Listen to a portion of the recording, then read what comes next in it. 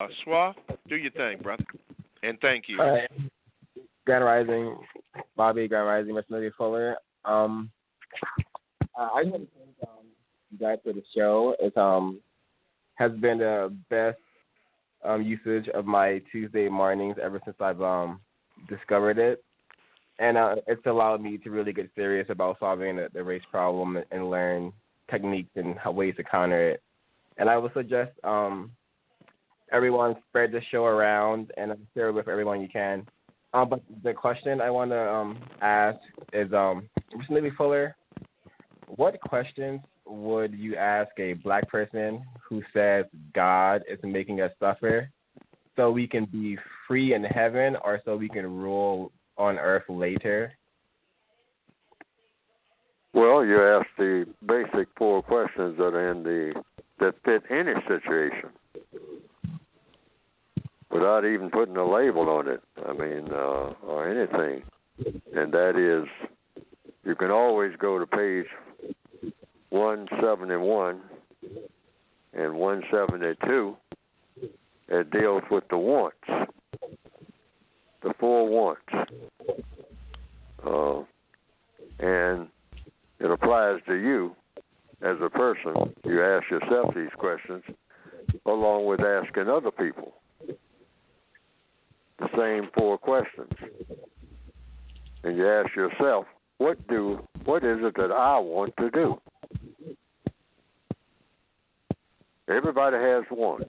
Every creature has wants. Every minute of every day that you're awake, you have a want, even if it's no more than just walking across the room, changing from one chair to another. That's a want. If you're riding the subway or the bus or whatever, you might say that, well, I don't like this seat, so I'm going to move to the seat across the aisle. So that's a want. So just a simple thing like that. It's still, you're satisfying a want. So every person should ask him or herself, either on a small scale or a large scale, I want to do. First question. Second, why do I want to do what I want to do? Got to have a reason. I want to change from this chair to the other chair because the chair that I'm in is not comfortable. I don't like it. See what I mean? So I'll move to the other side over there because that chair over there looks like it's more comfortable than this chair. So you might do that in a hotel lobby or something like that. That's a simple thing. But it applies to everything. What is it that I want to do? Why do I want to do it? That's the second question. How do I plan to do it? Well, I plan to do it by getting up out of this chair and walking to the chair on the other side of the room. That's how I plan to do it. That's my plan. What is the plan? All right? So that's your plan. And you executed your plan by doing it. Now, the 4th question, that's what you call the catch-all question. What do you expect the constructive result to be? You say, I expect the constructive result to be that I am now comfortable, more comfortable than I was in the chair I was sitting in before on the other side of this hotel lobby. That's what I expected. That's why I got up and moved from that chair to this one here. And it's the same thing that applies to everything in your existence. So you ask the person that you're talking to, what is it you want to do? It applies in any situation. Those 4 questions, anytime, anywhere on the planet. It applies to every situation that you can name. Because somebody wants something. Everybody wants something. All the time. So you center on. You ask the core questions without rambling all over the place.